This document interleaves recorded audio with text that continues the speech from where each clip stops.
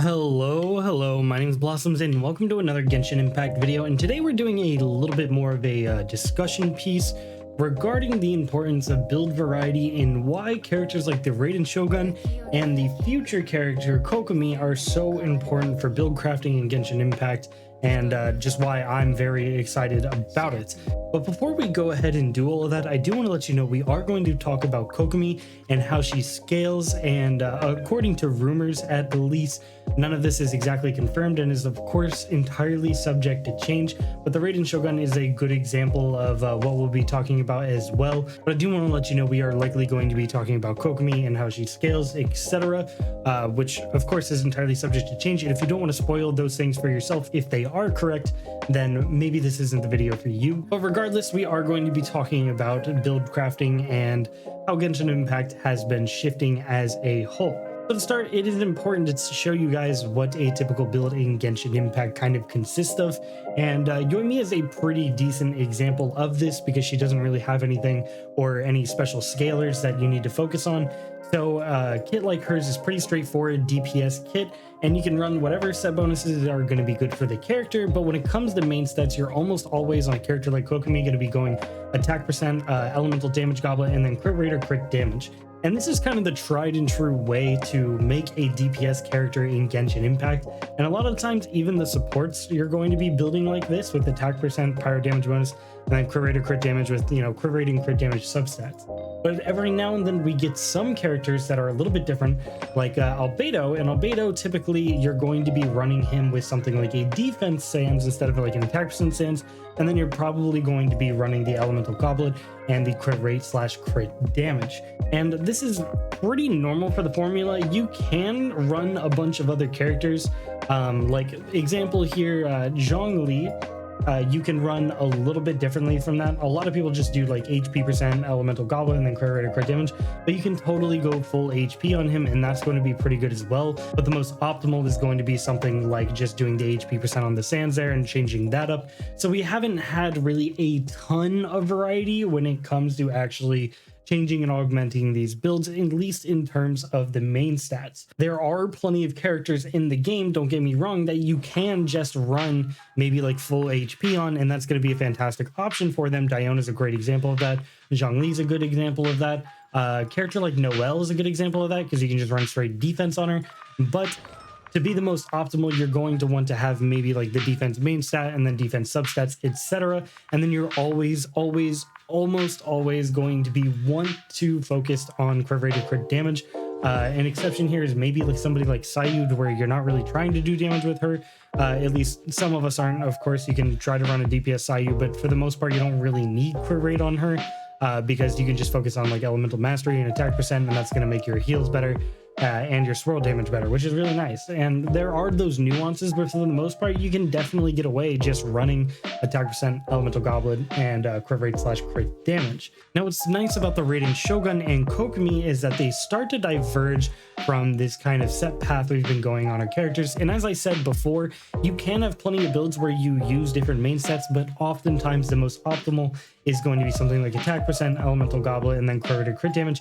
And the Raiden Shogun is one of the first to really break this mold, where it's more optimal to be running something like energy recharge, attack percent on the goblet, and crit rate here, because of the fact that she has a passive that gives you electro damage bonus based off of your energy recharge. So then it's just more valuable to be running different main stats, and I absolutely love that. And it's bringing a lot more variety into the game, especially when you keep getting like maybe a goblet like this where you get good crit damage and you're like, oh, it's attack percent, which is still pretty good on most characters, but oftentimes the more optimal one is going to be the elemental goblet. But here, this is fantastic. It's great on her, and Kokomi is going to be the first character that really breaks through that. We're going to be just kind of using Barbara as a stand-in for Kokomi here because they're both hydro healers. But Kokomi is allegedly supposed to be scaling off of HP percent for her healing, very similar to Barbara. And a lot of her heals are going to be scaling off of that HP percent, but Kokomi is supposed to have a passive. Now, this is alleged, of course, subject to change. Kokomi is supposed to have a passive that decreases her crit rate by 100%. which means Kokomi cannot do crit damage. So not only are you getting rid of the crit rate aspect of Kokomi, they actually have another passive on her, at least, you know, allegedly, where she's supposed to be scaling some of her damage off of healing bonus. And for those of you who don't know how Kokomi works, she has an E skill that's supposed to drop like a jellyfish, supposed to deal like damage and heal, and then her Q, or elemental burst, is essentially one that beefs up her normal attacks based off of her max HP, and she can deal damage that way. And that also apparently is supposed to be scaling off of her healing bonus as well. So not only are you getting rid of maybe the attack percent fans here, because you're probably going to be going for HP percent, but you are also getting rid of the crit rate, which is going to be healing bonus. And then you start to argue that maybe this set bonus is going to be better for her because of this aspect. So maybe something like Tenacity of the Millith actually might be best, because it's going to be giving an attack percentage increase to everybody and Kokomi. And since Kokomi is going to have an attack percent sans probably, then that actually might be a better set for her. Or maybe you're stuck on running, you know, like a 4-piece Heart of Depth, and you could run a hydro damage bonus goblet. That's probably what I'm going to end up doing, but you could also just run like an HP percent one, and those are all entirely viable. And it brings a lot of questions and potential to how people are going to be building their Kokomis, because a lot of people might be running something like a 2-piece Maiden Beloved and like 2-piece Heart of Death to get that hydro damage bonus as well as the healing effectiveness, while other people are going to be running like a 2-piece Tenacity or 4-piece Tenacity. And it just brings a lot more variety to the table, because then you're not building out this basically DPS mold of a character. Even though Kokomi was a healer, I guarantee you a lot of people were probably going to put her in that DPS mold, but because she is a healer and because she doesn't care about crit rate, this is forcing us to build in a more creative way. And I think that's very important for the game, because a lot of characters were starting to boil down to the whole attack percent, elemental damage goblet, crit rate, or crit damage, and that variety in builds makes, you know, more artifacts viable and, in my opinion, a lot more interesting.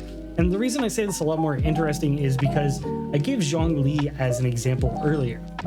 Zhongli, you can build off of pure HP, and sure, this damage might be a little bit less than something like the optimal of like HP percent, elemental goblet, and then crit rate of crit damage, but if you build him for pure HP, he's still going to be dealing decent damage. And also he will get to the point where his max HP is so huge that sometimes you could just swap to him to tank a hit if you don't have your shield or something, and you know you'll be fine because you built him for HP. And a lot of people do run Zhongli like that, especially to take, you know, that hit for the team. If like his shield isn't up or something, swapping to him is a totally viable option, because you know his max HP is going to be able to tank that. And when we start to build characters like this with these different stats that we maybe weren't building them for before, we start to have a little bit extra nuance in the combat system in Genshin Impact. At least that is my opinion. And I'm really interested to see where they go with this moving forward with more characters. Now, I don't think we're going to be done with characters that have that DPS mold of attack percent, elemental damage goblet, and crit rate or crit damage. And I don't think there's really anything wrong with it either. It's fun, but boy, am I glad to be seeing this different build crafting idea be influenced to the player base by maybe removing something like crit rate or crit damage. And then it's also very interesting because a lot of us who have had artifacts in the past where we're like, oh, that's a terrible artifact, it didn't come with, you know, crit rate, crit damage, and attack percent, now we're going to be like, oh, this came with crit rate and crit damage for my Kokomi, that really sucks. And I think that's a really cool and interesting part of the game. It does suck a little bit because now I'm farming for artifacts and I don't know what to keep anymore.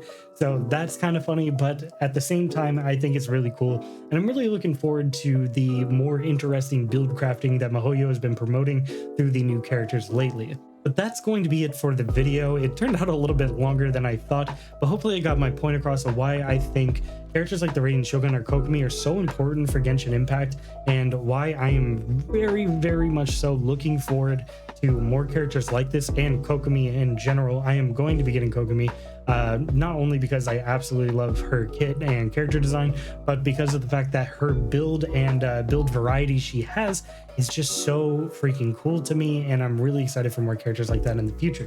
But what do you think about build variety in Genshin Impact? Let me know what you think in the comment section below. Other than that, I hope you guys have a fantastic rest of your day. My name's Blossoms, and I'll catch you guys in the next one. Peace.